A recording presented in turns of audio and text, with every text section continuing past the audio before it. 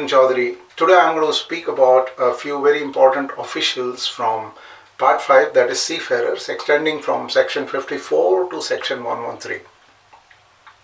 When we talk about powers of shipping master, it is also in a way responsibility of the shipping master.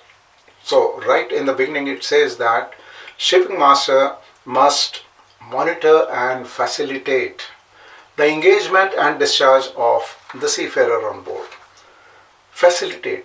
The meaning of facilitate is with the experience and with the proper procedure to make the things easier, to make the things smoother, so that the engagement of the seafarer and the discharge thereafter becomes a smooth process, easy process. It goes on to say that the shipping master will provide the securing of presence of the seafarer on board.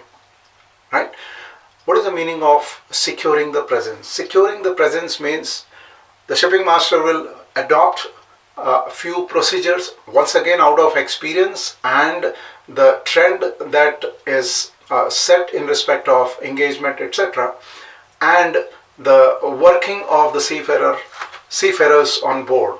So he will adopt certain procedures, etc., so that the seafarer, when they are engaged on a ship, they are also present on the ship. And once they are on the ship, they will follow the timings. At a regular time, they will come for the regular duties, etc. And not only regular duties, it implies that in case of emergency, they should do the duties which are told to them. So all this is supervised by or ensured by, the shipping master. Next, in the powers of shipping master, the shipping master grants the CDC, that is the continuous discharge certificates, and the other identity documents to the seafarers, but in the manner that is prescribed. Then the shipping master also hears and decides the disputes between the master, the ship owner, agent, and the seafarers.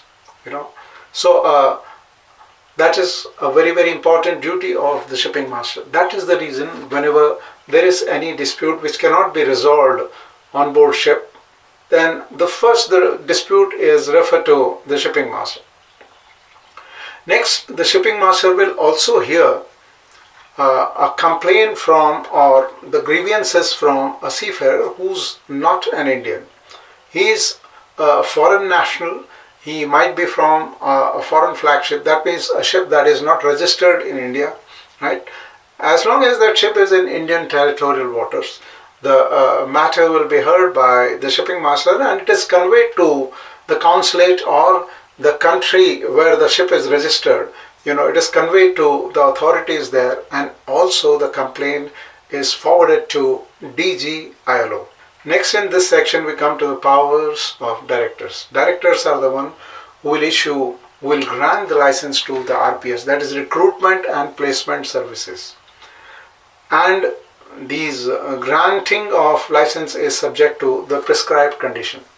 Then they regulate and control these agencies, that is recruitment and placement services agencies. Now, it is the responsibility of director that no undue fees is charged from the seafarer on any account. The seafarer is supposed to spend the money only for his personal documents like, the passport or his own national medical certificate, etc. But if he has to take out the visa for joining a ship or visa of some country, he will not pay for that. That will be paid by the ship owner. And of course, no other cost will be charged from the seafarer, and it is the responsibility of the director to ensure that this does not happen. This kind of thing does not happen. He also must ensure that there is adequate machinery to take care of any complaints in respect of recruitment and placement services. Right? Any dispute in respect of it might be in respect of undue payment of money to these agencies, or it might be in respect of some other service matters, but machinery should be there to control these activities which are not permitted.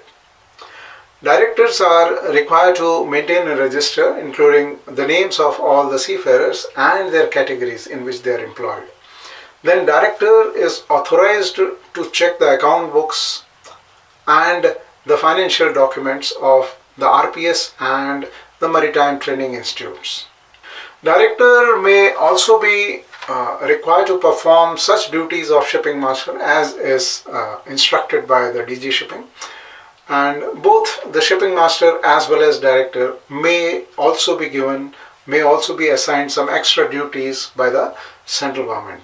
Next we are going to discuss is the duties of Seafarers Welfare Officer. Seafarers Welfare Officer is given a task by the central government. He is appointed in India, maybe in different ports, and he will be doing such duties in respect of welfare of seafarer as is assigned by the central government. The similar things he will do in the foreign country, the welfare of Indian seafarer, right? And in addition to those duties, he might carry out certain functions of Indian ambassador there, which he will do after he gets a general or special order from the central government. And when he has done those functions will be considered as, or those activities which he has done in the name of Indian ambassador will be considered as if those things were done by Indian ambassador himself.